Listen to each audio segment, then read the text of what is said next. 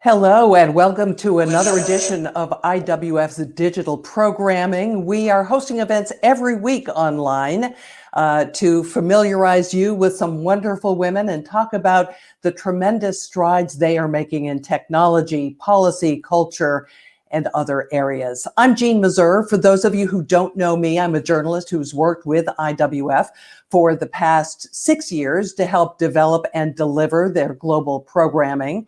Before we get going, I'd like to go through just a couple of housekeeping things.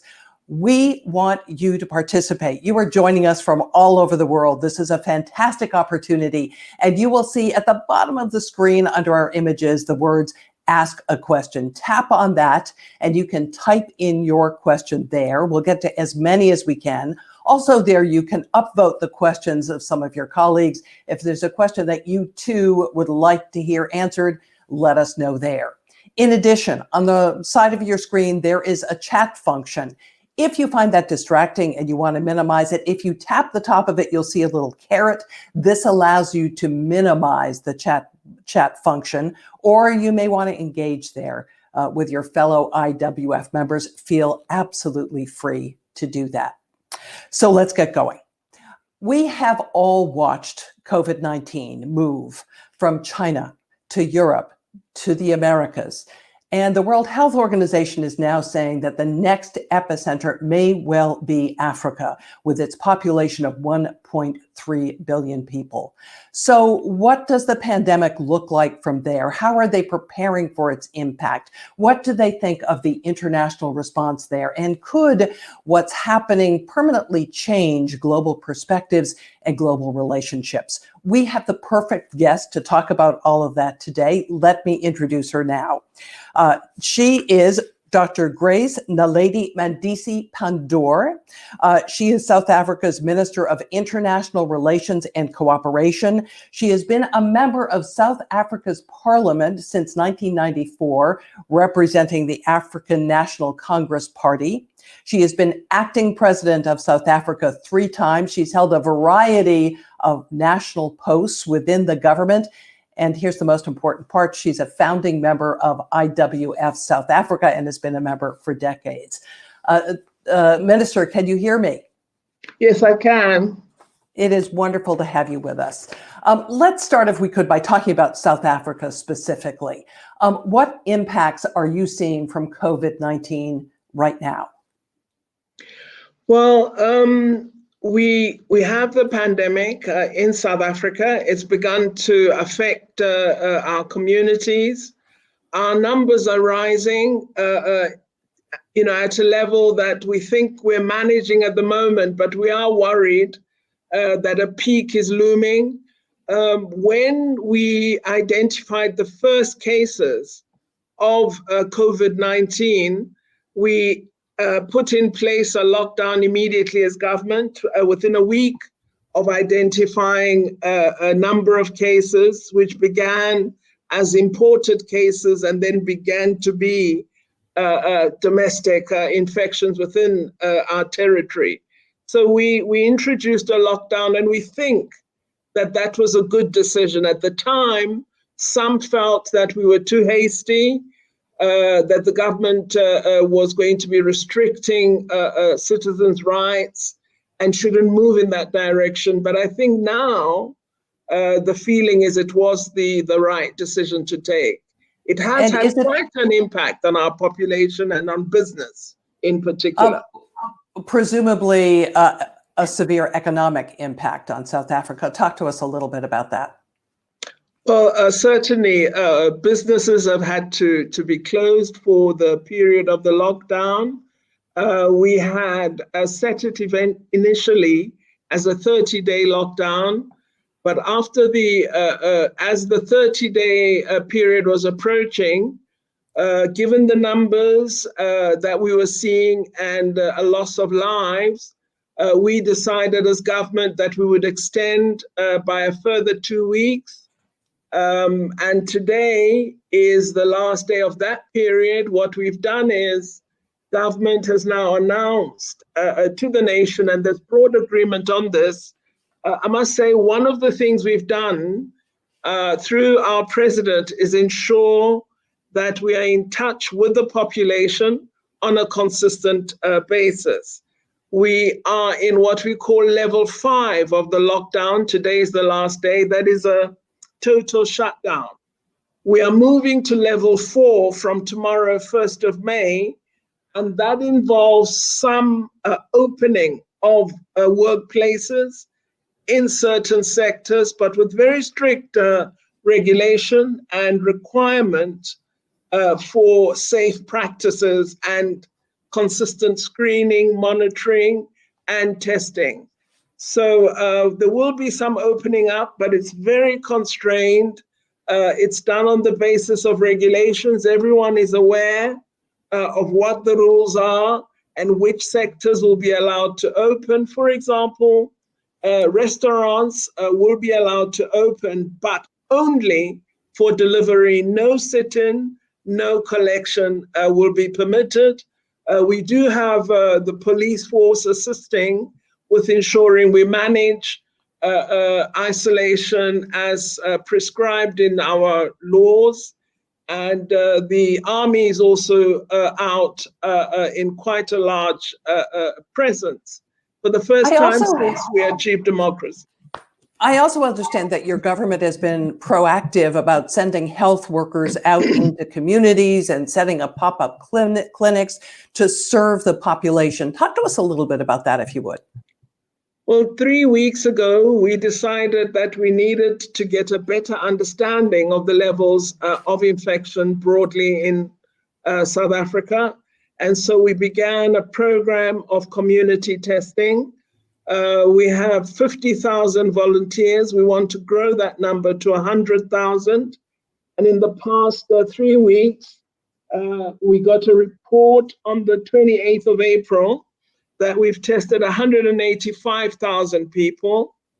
And we're finding that the infection rate proportionately is around 3.1% of the tested pool. So we're beginning to get data that helps us to plan more effectively and to anticipate the progression of this COVID-19 in the country. In other parts of the world, there have been recommendations for isolation and quarantine of people who are infected. In some communities in South Africa, that's very problematic, is it not? Well, certainly for a large proportion of our population, their housing conditions are of a nature that would not allow for the level of self-isolation that is recommended. But what we've done is initiate an education program which heightens the need for hygienic practices and emphasizes what one should do in order to enhance protection. So while the conditions are admittedly not ideal, we have tried to have a public and community education program where we hope people will be paying greater attention to hygiene, to sanitation, and ensuring that they increase the levels of safety. As you well know, in much of the world, there's been a problem with adequate supplies, be it something as complicated as a ventilator or as simple as a mask. In South Africa, tell us what the situation is in terms of preparations for an uptick in cases. Well, one of the things that has been admitted in public is that, as I said earlier, initiating the lockdown so early when we identified infection helped to delay the peak of COVID-19 in South Africa.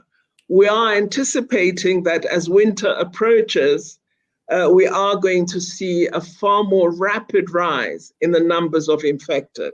We think this will be around July, August, given the steps that we've taken.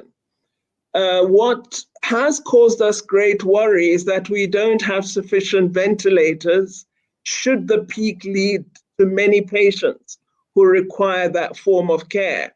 In fact, I recall that our president had a discussion with President Trump just a week and a half ago, And one of the matters they discussed was how can we help South Africa, President Trump said. And our president told us that he said, well, if we could have 10,000 ventilators, that would be fantastic. So clearly, medical equipment is a challenge, masks that increase safety. In level 4 regulations from tomorrow, we've said, although there'll be more movement, everyone who moves out of their home should have a mask. Everybody getting onto public transport must have a mask. So masks are a scarce commodity, and we are encouraging factories to divert from manufacturing a range of products to really produce masks for the country. That has been happening for some weeks. We're seeing women enterprises beginning to produce cloth masks. So one of the changes in the regulations is that you can now purchase fabric from tomorrow to make cloth masks so that they're available in abundant numbers. I'm curious about the impact of women on women. You've mentioned that they're making masks. That provides an economic opportunity for women, certainly. But prior to this, have you seen that women have been disproportionately affected? We know that health-wise, in fact, men seem to have a higher rate of mortality than women do. But in terms of economics, in terms of domestic violence, are you seeing particular impacts on women in South Africa? I think, as many of the women and participants in this program would know, South Africa has a very serious problem of gender-based violence. We have one of the highest rates of rape in the world, one of the highest rates of femicide, and domestic violence is a very, very serious national problem that our country is confronting. We have noted with the lockdown far more calls from women who are experiencing increased levels of domestic violence, given that they're now locked in the home with the perpetrator. And we have had to really pay much more attention to this and call on NGOs, the police, and others to assist in combating this particular aspect of an effect of the lockdown. It's been shocking, actually, to see the number of phone calls that have come into various police stations. And I see that from conversations with other foreign ministers, that this is a common problem throughout the world, that suddenly, as countries impose lockdown, the perpetrators, men, generally are turning toward girl children and women. I'm wondering, looking at the larger picture, not just the issue with women, if South Africa is positioned differently than other African nations, if you could speak from a continent-wide perspective on what you're expecting, what you're seeing, and how you're preparing. Well, South Africa shares many of the features that exist in a number of African countries. But I think our situation is somewhat different. We have a slightly more organized and better funded health system. We have many more health professionals than I think many other African countries do. We're also quite connected with the international community, and we have institutions that have been able to offer support to government and the health sector. So a very competent National Institute of Communicable Diseases with a great deal of experience, a high-level laboratory, so able to do the level of testing on an accuracy level that we need. So there is a difference, but we have massive inequality in South Africa. Many poor people, they don't enjoy access to all these resources I'm referring to. Many of the resources tend to be in the urban rather than the rural setting. So it's possible that we are aware of what is happening in a more sophisticated urban setting, but we may be sitting on dynamite in terms of the rural setting of South Africa. So we are turning our attention to the poorer provinces, ensuring that we provide greater support there, and actually sending out teams of epidemiologists and other experts to provide assistance to hospitals as well as to public health clinics to ensure that we are aware of what is developing nationally and not just in the more modern parts, the cities of South Africa. I have heard health experts say that because African nations, including South Africa, have had to deal with HIV, AIDS, malaria, TB, that in fact you have something of a template for dealing with this pandemic that perhaps other nations in other parts of the world don't have. What do you think of that theory? I'm not sure what the template would be, but from my observation of what happened with the pandemic, I think we were far more nervous than many countries may have been. The minute we became aware that this is a pandemic, which was around January, we began to get ready. We just suspected, that it's going to hit us, that this is it's a global phenomenon. We have an inadequate public health system. Let's try and improve it as speedily as we can. We changed the budget and allocated funding to the health sector. So we prepared as though the pandemic was there already. And I think this helped a great deal. And the preparation wasn't of the health professionals only, it was from the heart of government. The president began to chair a specially designated council that would inform us as to what was happening. Scientists were brought in and we took their advice. So we were getting all these talks on what this COVID-19 means, what form of testing you should do, what the symptoms to look out for are, and so on. So we followed advice. And I think, I'm not by any means saying we did better than anyone else, but I think given HIV and AIDS and our experience of that pandemic, we got so scared that we responded very quickly.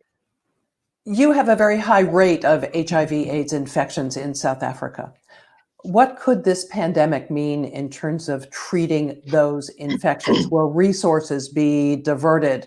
Will people be unable to get their medicines or unable to access healthcare? What are your thoughts?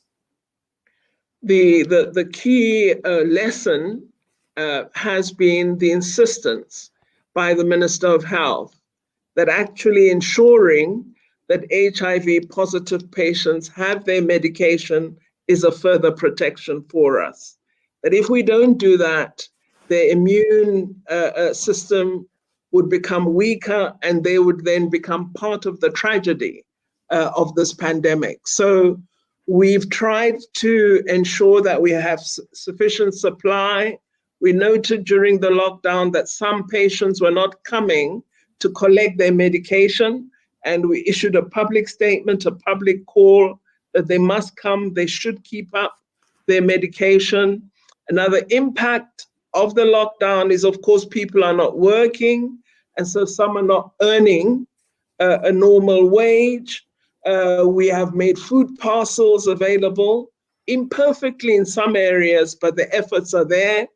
We're now introducing a grant for social distress, which will become available from the middle of May to all persons who are unemployed and have no means of a livelihood, in order that at least they have the basics available to them.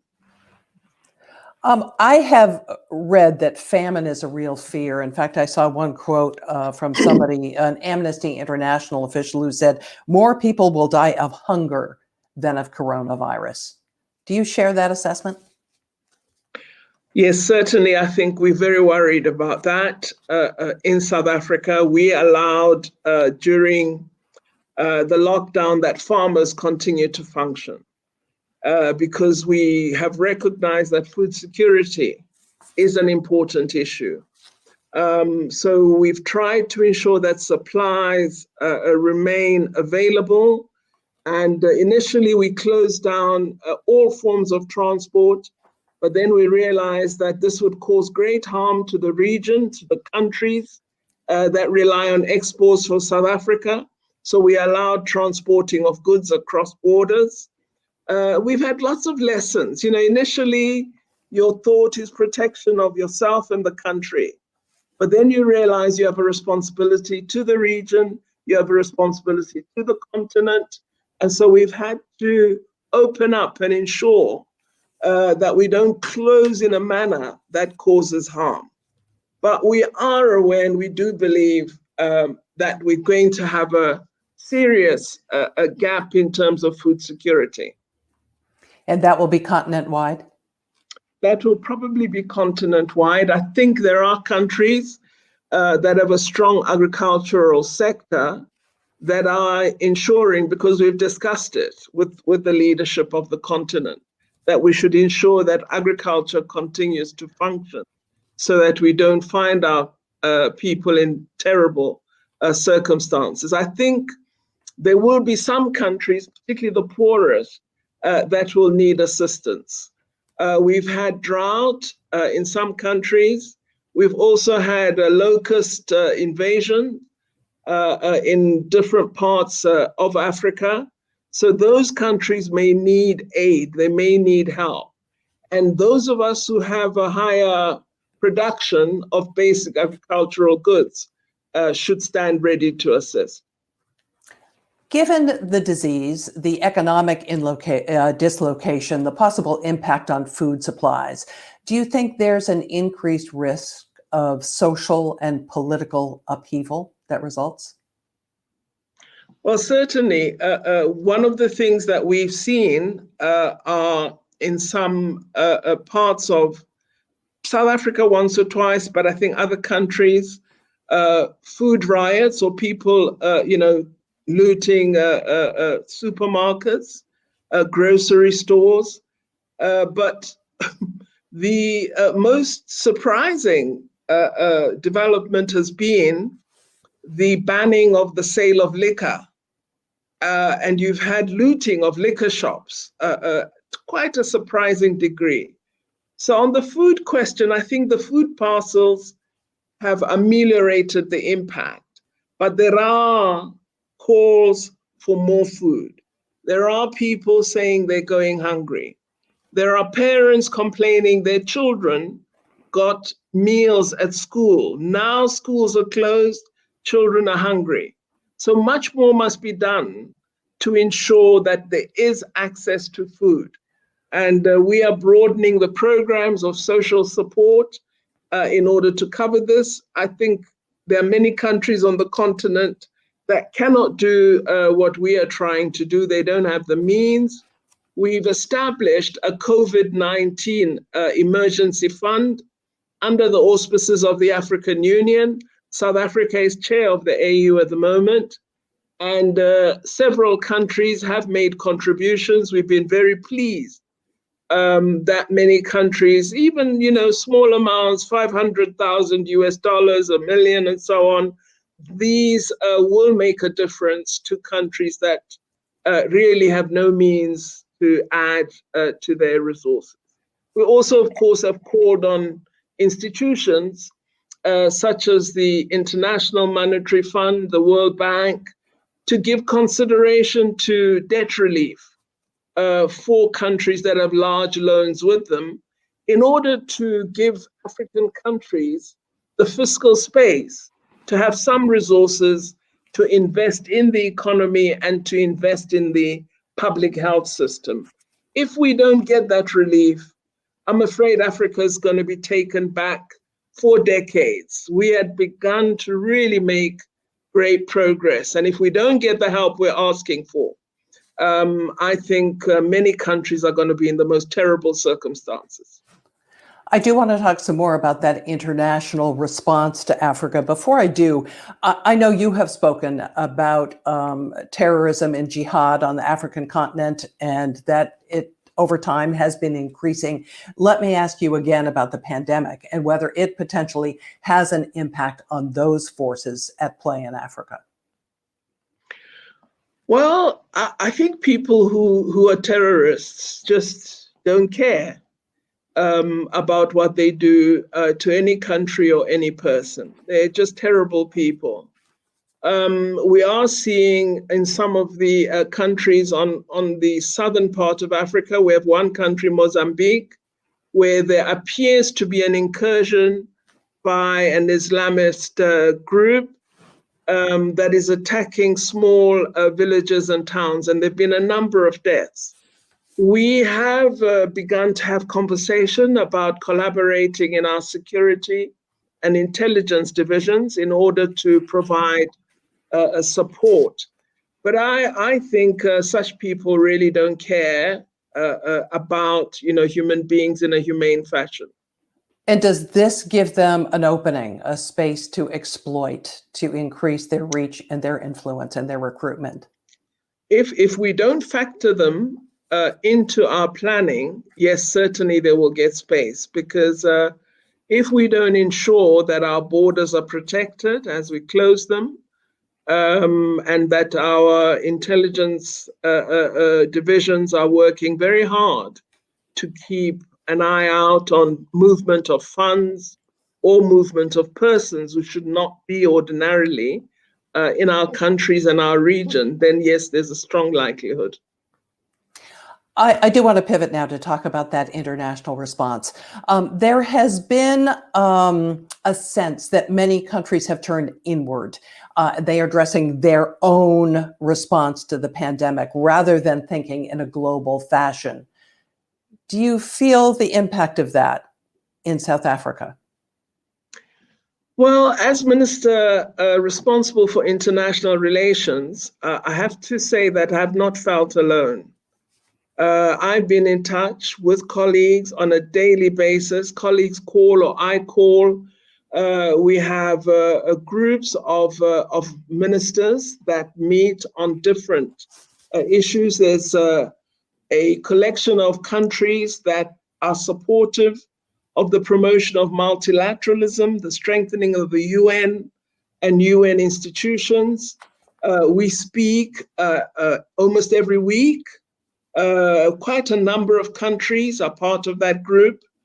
We also have a team just reflecting on COVID-19 and the different strategies that our countries are adopting. In that one, we're led by the Minister of Foreign Affairs of Canada, Jean-Philippe Champagne, and we deliberate as Africa, as Europe, as the Americas. We discuss the different approaches, the policies, particularly repatriation and the treatment of foreign nationals in our countries, because many of us were caught in the lockdown with several tourists in our countries, and we've had to collaborate to ensure we get our citizens back home or back to their country of origin. So I think what I've noted is all of us have had a big appreciation of the value of international collaboration. And as ministers of foreign affairs, we've agreed that cooperation and working together is the only way we're going to solve this, because COVID-19 is a global phenomenon. It knows no border, it knows no status, it knows no gender, it knows no age. And so we have to work together in order to solve it. And that's the spirit I have felt. Of course, we're all not traveling, but we are talking to each other and trying to work together. And we've had support from Germany, from the United States. France has been playing a very important role. Our G20 leaders had a virtual summit where all the heads of state were present, accompanied by their foreign ministers. We're all communicating in this way. but the commitment all leaders are making is this can only be solved through collaboration. If we leave anyone behind, that will be harm to the world. There's been a lot of discussion about the World Health Organization and its role in this. There's been criticism that they were too slow to call this a pandemic, that they were too ready to believe some of the things being said by China about the initial stages of the outbreak. It's reached the point, as you well know, where President Trump has decided to halt funding to the WHO. I'm curious what you think about the role they have played and the role they will play going forward. Are you satisfied or not? We are very appreciative of the role that the World Health Organization has played. In fact, as I said earlier, we became aware of the pandemic due to the consistent briefings that were being given by the WHO. And so we are distressed at the decision to cut their funding. We think when there's a crisis of this nature, you cannot behave in that way toward the premier global institution whose obligation is to support all of us to respond to such situations. So we have criticized the closing off of funds, but we've been very encouraged that many countries have actually indicated an increased allocation to the WHO, indicating their appreciation that this is not the time. Several have said they believe there must be a closer look at what happened once we get over this cliff, not at this time. You know, there's time when you really have to have considered thought about how you act. And there are moments where one must just be hesitant and allow matters to unfold in a proper manner. And then any analysis, any investigation can never be prohibited, but you have to select the moment properly. What do you think of China's performance? I know that China has given some aid to South Africa specifically, but there has been criticism initially that they withheld information. Overall, how do you assess their performance? And what do you think it does to China's role on the world stage writ large? Well, we can only go by what we see in the public domain.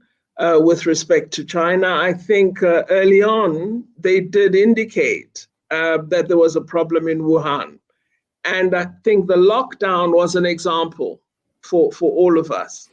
And we need to draw on that. As to whether they took long, I'm not sure, because I don't know when the first case occurred. I recall that it was in December that we began to see that there were larger numbers of infected persons than had initially been thought. So we looked at what China had done, and we've drawn on some of the lessons from there. The measures of hygiene, the lockdown, the greater testing.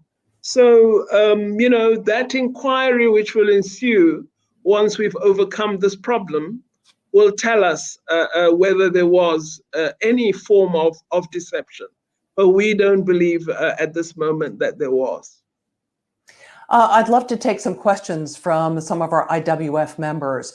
Here's one. South Africa recently assumed the position of chair of the African Union. Could you please, Minister, reflect on a post-coronavirus Africa, specifically with regard to relaunching of economies, promotion of inclusive growth, while building a future of prosperity, peace, and security on the continent?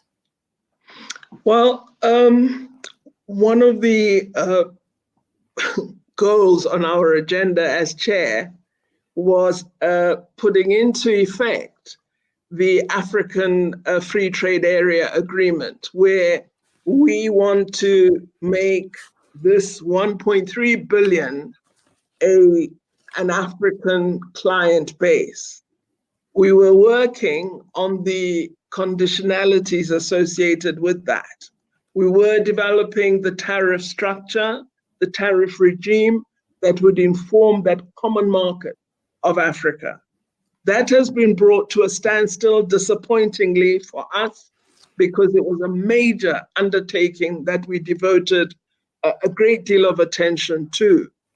So I think post COVID, we've got to get back to ensuring that we implement the African Free Trade Area, because this is an important policy for the increased capability in industrial terms of Africa. Africa has to learn to trade within Africa. It trades far too much externally, it imports far too much, and exports very little. It has to improve in that regard. And the fact of not producing ventilators is a nightmare for the continent. The fact of not producing medicine is just terrible. So I think that this pandemic has been a great lesson to us that look at your manufacturing capability, look at reindustrializing, select value addition and products to which you will add value, increase your export base. All of these have to become premier areas of activity for the African continent if we are to overcome our economic challenges. We can't go back to what has been the profile of Africa in business terms. So I think our economies have got to modernize, we've got to rethink and get back to our agenda, which was looking very exciting for 2020. You mentioned the rebirth of African manufacturing. This is something we're hearing in other parts of the world as well, that this has taught us we should be a bit more self-reliant, perhaps. Does this mark the end of globalization, or at least a rollback of globalization? Well, I don't think that countries really should retreat into nationalism. I think that would be a big mistake. But certainly, countries must have a greater reflection on how they can improve trade with each other, what value each of us have. For Africa, this is a huge discussion because we have a large part of the natural resources of the world, but we do very, very little value addition. That cannot go on forever. And so I think our trade terms need to change. We need to refine some of the crude oil on the African continent and not export it to be refined elsewhere, and we then purchase at a higher dollar price the refined product. We have to imagine ourselves in a different way. And I think the world must be accepting of that change. And for me, I think the world should understand that a more prosperous Africa is a more prosperous world, because we all have different strengths, different capabilities, and it is in respecting those abilities and drawing on them that will build a better world. One sure thing we cannot neglect post-COVID is the inequality that there is. It has been exposed in the most fundamental way. And we have to ensure that as we devise solutions, as we form new relationships, the most marginalized in our world, the poorest, do not remain victims. We have another question, this one from Denise Lynn. She asked, what restrictions has South Africa implemented in terms of movement of people into and out of the country during this crisis? There's no movement. You can only move if you are a truck driver transporting cargo to another country in the region, or if you are a pilot or member of an airline crew who are transporting citizens back to their country following an agreed arrangement between the government of South Africa and that country. So movement outside the country has been restricted. We have a large number of borders because we have a number of neighboring states, and we've had very porous borders for many decades. We closed a number of those land borders and have just kept those where there's population density open. So the restrictions are stay at home as much as is possible. Even exercising was in your yard and not outside. From tomorrow, you will be able to do some exercise because we are reducing the restrictions. But again, it won't be beyond a 5-kilometer radius of your normal residence. So yeah, on travel, we've been very careful. Our first few cases were imported, and those people came back home with the pandemic. They infected people at home, and now we've got local transmission. So we've kept the restrictions on travel in place until we move to lower levels, level 3 and 2. But for now, level 4 is quite close to the total lockdown, with travel very restricted. We have another question. There are a number of scientists who have come out challenging this COVID-19 virus, calling it a hoax. The assertion is that even well-known diseases are now being reclassified to COVID-19, thus intensifying fear related to this virus. The theory is that the global elite with pharma interests are remodeling their money-making model to vaccines. Do you have any thoughts on that? Well, we have to be very careful of pseudoscience. As I said, one of the things that we have done is to draw in a team of epidemiologists. These are clinical senior researchers, scientists in the country who've been working on the HIV pandemic for many years. They're not, persons who are ignored internationally. They publish in peer-reviewed articles. They have given us a breakdown on the science. They've analyzed the data, and we take what they say extremely seriously. Of course, there are people who say they've got a cure and, there's a remedy that they got from an indigenous tree in South Africa and so on.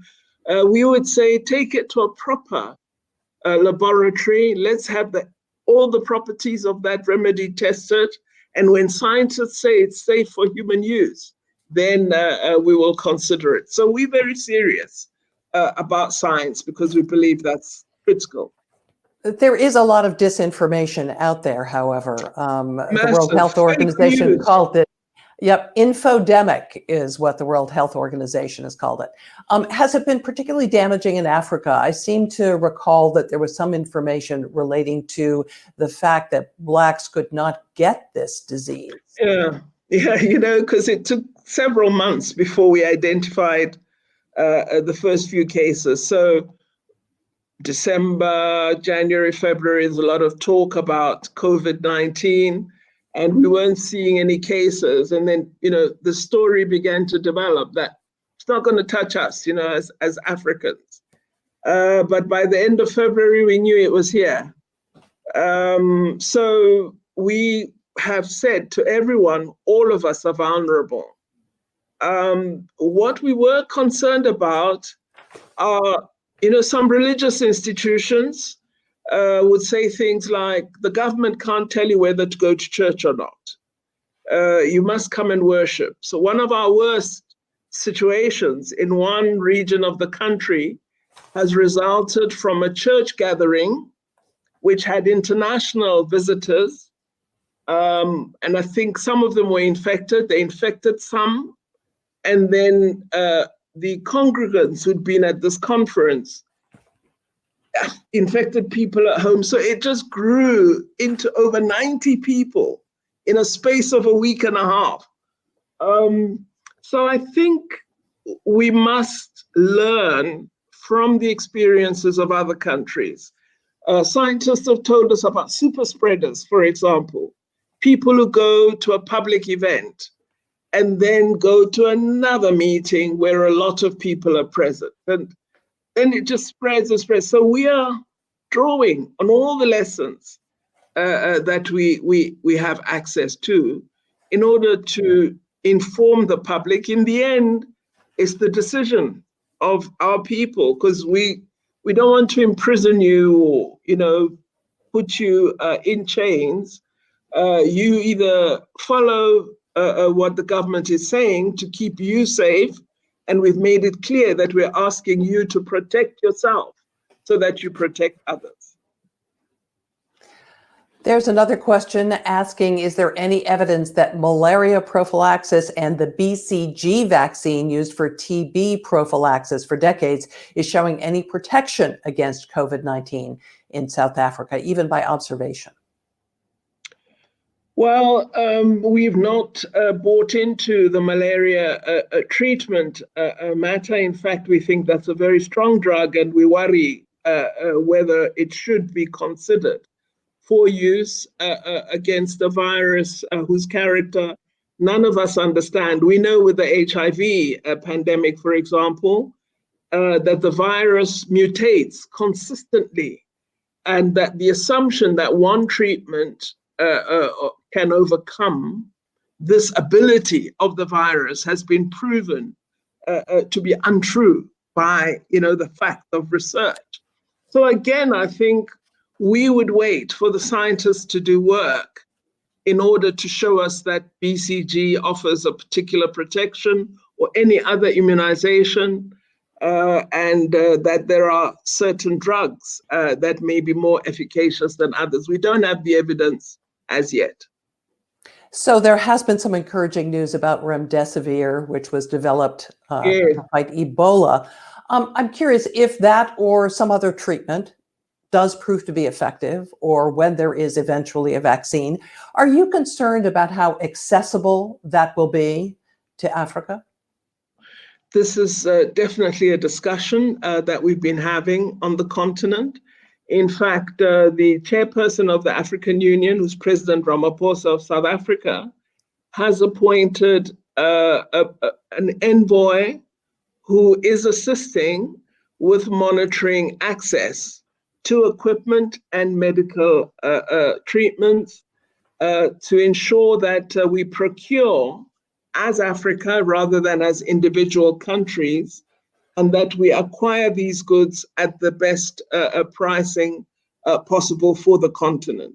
We are worried that as countries discover solutions, if it is in the more developed world, they're going to provide it to us at a very high cost.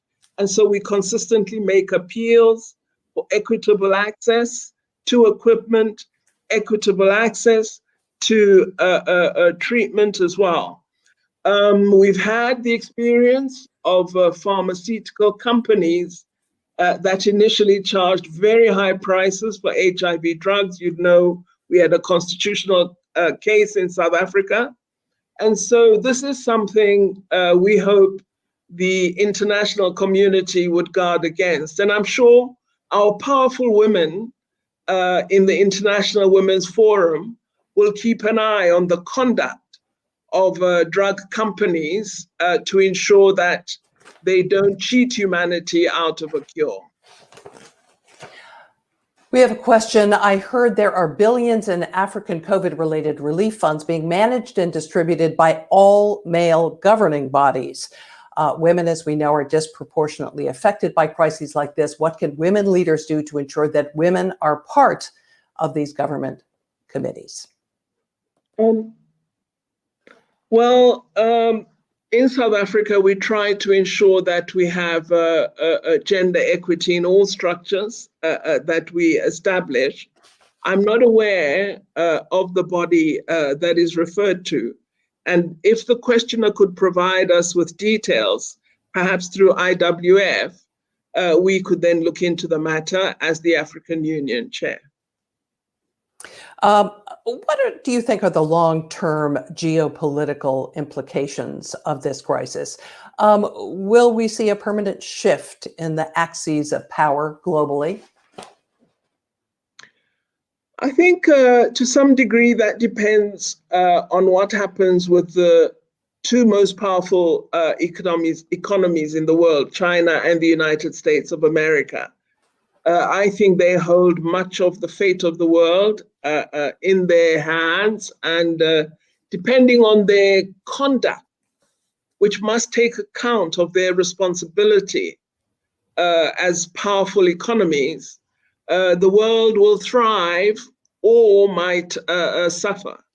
I think Europe as well has a very important role that it should play. I believe Chancellor Merkel has been an absolutely amazing leader globally, and I hope she will be available to the world to continue to advise and lead.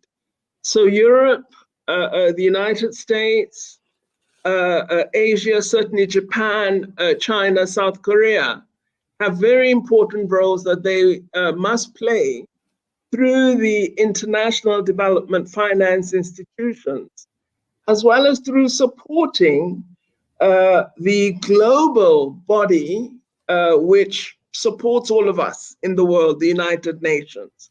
I've been, as foreign minister, concerned at attacks on the United Nations from time to time by powerful countries. I believe they're the premier institution for global cooperation, and they need the support of the world in order to play this role of harmonizing, of drawing us together. So we look to the powerful countries to be responsible in ensuring that we help the world to recover from this terrible moment. I saw one international expert quoted as saying there will be more Asia in the world and less West when this is over. Your thoughts? I hope there'll be more humanity in the world rather than regions, its attitude, its values, its principles. I believe we need a world that cares more about those who are vulnerable, about those who are marginalized. We need a world that will empower women, a world that will ensure that wealth is not a disgrace, but an asset for those who lack the means. The fact that just within 4 to 5 weeks of a lockdown, many people are rendered entirely distressed and poor is a shame on our universal community. And so I believe that what we should try to look for post this period is finding our humanity, finding that essence that informed who the world was when the United Nations was established post Second World War. We need that kind of moment where all of us are interested in ensuring everyone recovers and not just one country or one region. But it takes a certain kind of leadership for that to happen, and I don't quite see it in the world at the moment. I'm looking for it. And perhaps you see some opposite trends. Unfortunately, yes, I think there's a lot of selfishness. I think we don't have a broad thinking. We're not internationalist anymore in character. We need some of that. The world was moving in that direction with some of the former leaders who I won't mention in order not to be unpopular. But I think we need those leaders who draw the world together. We had a question that looped back to our earlier conversation about the crowding in the townships. Is South Africa doing anything to try and mitigate that, to try and relieve that crowding situation or move people who are infected out of that situation? How are you addressing it? Well, we've been discussing what we need to do in order to address some of the inadequacies we've identified, one of them being human settlements, homelessness, and lack of adequate shelter. And we have agreed that out of this moment, a big focus for the government will be infrastructure development, will be providing better housing, will be providing jobs for people in the infrastructure and construction sector. So we have admitted remorse and embarrassment and shame at the fact of so many people lacking adequate shelter. There's been massive progress in South Africa since our democracy. Many more people have shelter than ever had it before, but the levels of inadequacy remain very high, and we've said we've got to attack this. One of the things we had to do was to provide water, because we were all talking about enhanced hygiene, but people don't have the means to be clean. And so we've had to provide over 100,000 water tanks all over the country and deliver water using tankers just to improve that situation. We're going to have to build dams in different parts of the country, ensure that the water resources are more easily available. We're a water scarce country, so we've got to do more about climate change and environmental sustainability.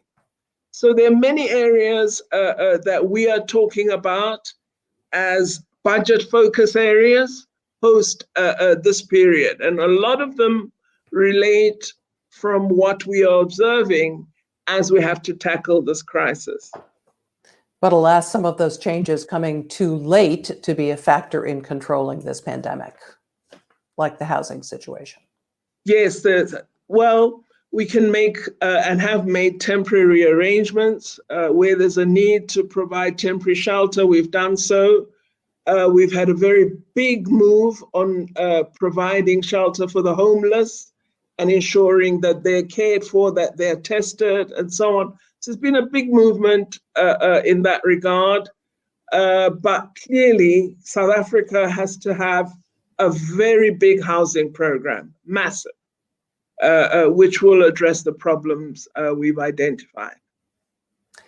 We have a question here from Julie Harrison, which I think is a perfect question to wrap up our conversation. She asks, as a global leader, how do you maintain your perspective, vision, and optimism given the stress during the pandemic?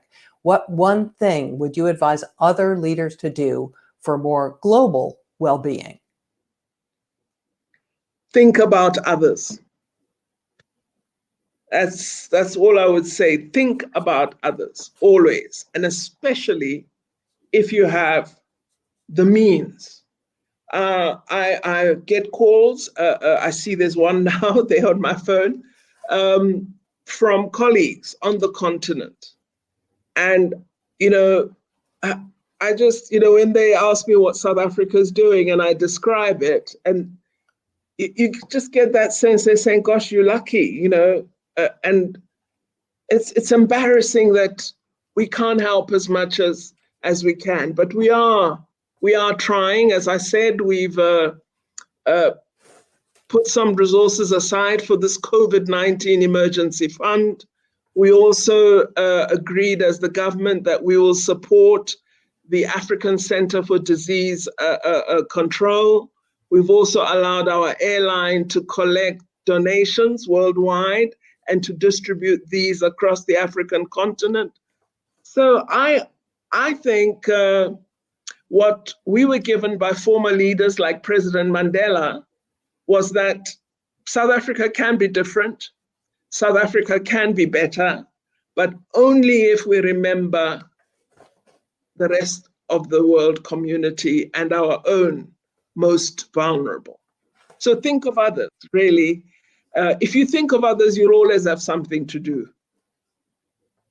Minister Pandor, thank you so much for joining us for this conversation today. I certainly can say that I've learned a lot, and I bet the others watching us today have as well. Thank you so much. And to members of IWF, keep an eye on your inbox. You'll be getting emails about future virtual events that will be coming up in the weeks to come. And in the meantime, everybody, please stay well. Thanks so much for joining us. Thank you very much to everybody.